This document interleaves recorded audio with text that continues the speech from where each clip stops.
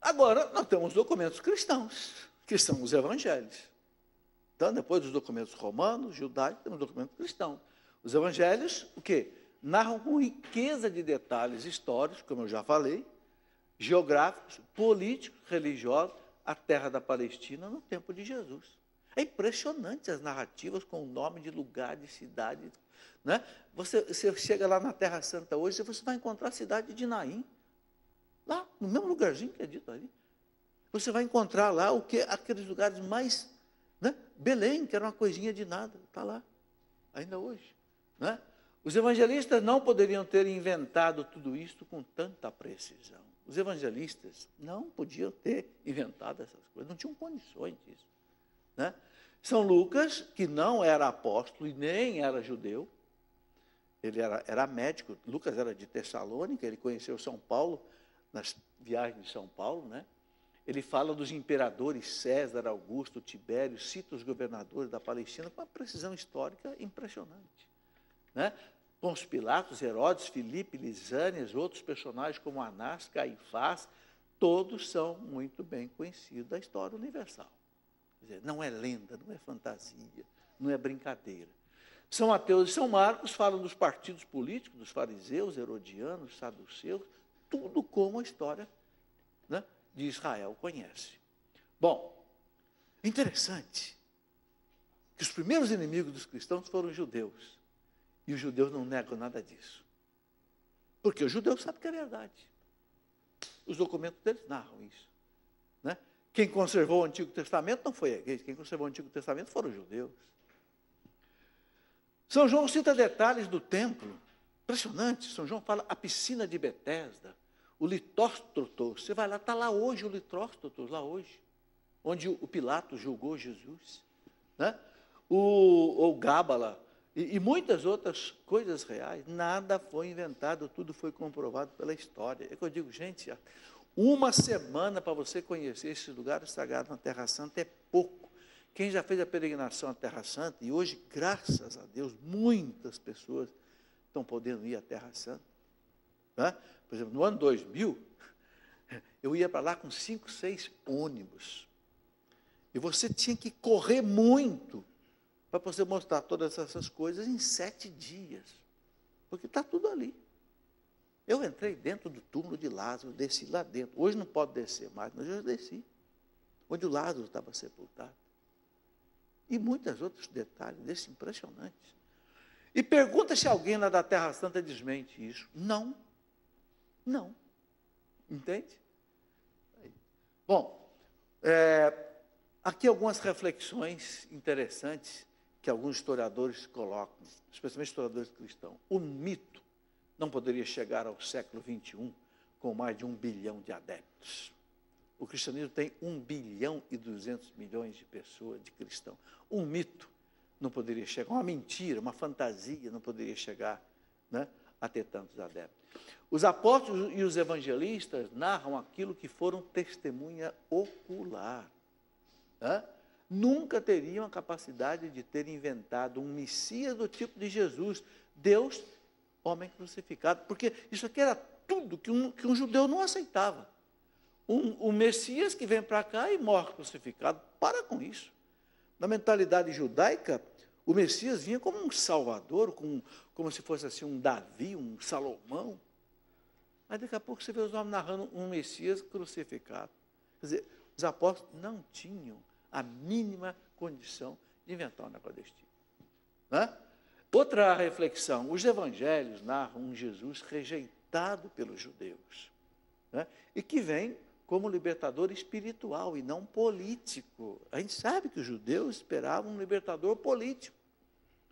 Os evangelhos narram um Jesus exatamente oposto, um libertador religioso, que vem montado num burrinho, entra em Jerusalém, não é num cavalo branco glorioso, não, entra num jumentinho. Realmente não tinha condição de eles terem inventado uma realidade dessa.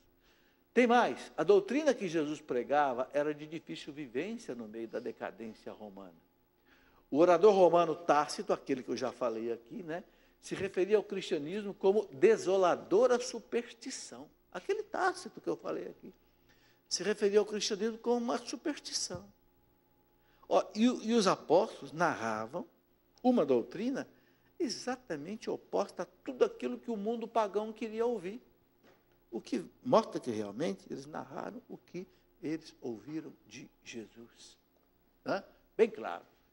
Minúcio Félix, que era um escritor da época, né, falava de doutrina indigna dos gregos e romanos. Minúcio Félix era um historiador romano. Ele dizia que o cristianismo era uma doutrina indigna dos gregos e dos romanos. Por quê?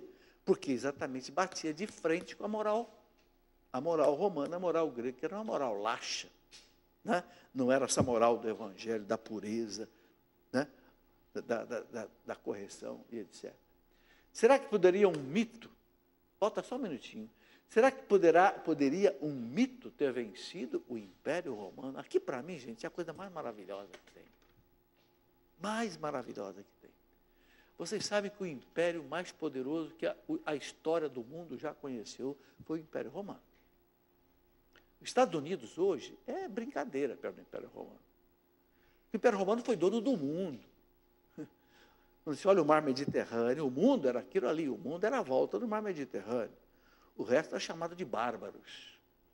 Os vikings lá para cima, os, né, lá do lado da Pérsia tal, e os árabes aqui, eram bárbaros. O mundo civilizado era a volta do Mediterrâneo. E tudo pertencia ao Império Romano. E quando esses homens chegaram em Roma, Pedro, Paulo, tal, né, Roma quis esmagar o cristianismo. Nero, no ano de 64, começou a matar cristãos assim, barbaramente. E depois Trajano, Vespasiano, Domiciano, Diocleciano, Vespasiano, aqueles imperadores romanos, até o ano 313, quando o imperador, então, Constantino, se converteu, né, a espada romana pesou sobre os cristãos e não conseguiu acabar com o cristianismo. E o que aconteceu? Aconteceu que o imperador se converteu. E quando Constantino se converteu, proibiu a perseguição aos cristãos, e depois o Teodósio, aí já imperador cristão também, no ano 385, oficializou o cristianismo como a religião do império, porque antigamente era assim, né? É o rei que dizia qual era a religião. E aboliu o paganismo por decreto, o chamado Edito de Tessalônica, no ano 385. E o império se tornou cristão. Como diz Daniel Rups, né? A espada romana se curvou diante da cruz. A cruz não derramou uma gota de sangue. E essa espada romana, que lavou o chão de Roma de sangue cristão, se curvou diante da cruz. Um mito poderia fazer isso? Jamais. Um mito poderia ter uma igreja, né, com 266 papas até hoje, com monges que deixaram a sua vida inteira, foram para um deserto viver lá como eremita, como ermitão, naqueles cenóbicos. Um mito, né, pode fazer tantos gente aceitar o martírio. Não. Entende? Quer dizer, mais do que todas essas provas, para mim, desses historiadores romanos, judeus, etc., a história do cristianismo, para mim, é que prova realmente Jesus Cristo, a força do Cristo ressuscitado, é que deu força para os cristãos enfrentar os dentes dos leões, né? Enfrentar a espada dos imperadores, né? Como Santa Blandina, uma moça rica, de 20 anos de idade, dizia, podem me matar, porque eu vou me encontrar com o Senhor na eternidade.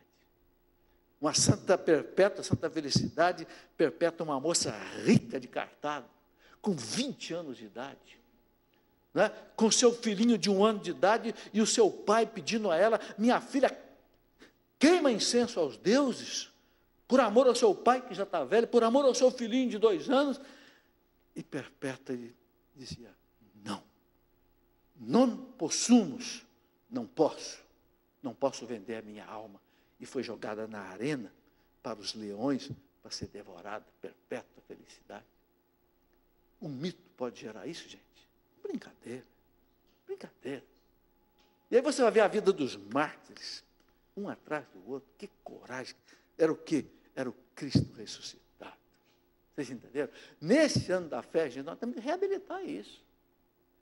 O Papa falou esses dias que os mártires são os grandes promotores da fé. Né? Vale a pena a gente ler a vida, sabe, desses mártires, São Sebastião, Santa Blandina, Santa Perpétua, Santa Felicidade.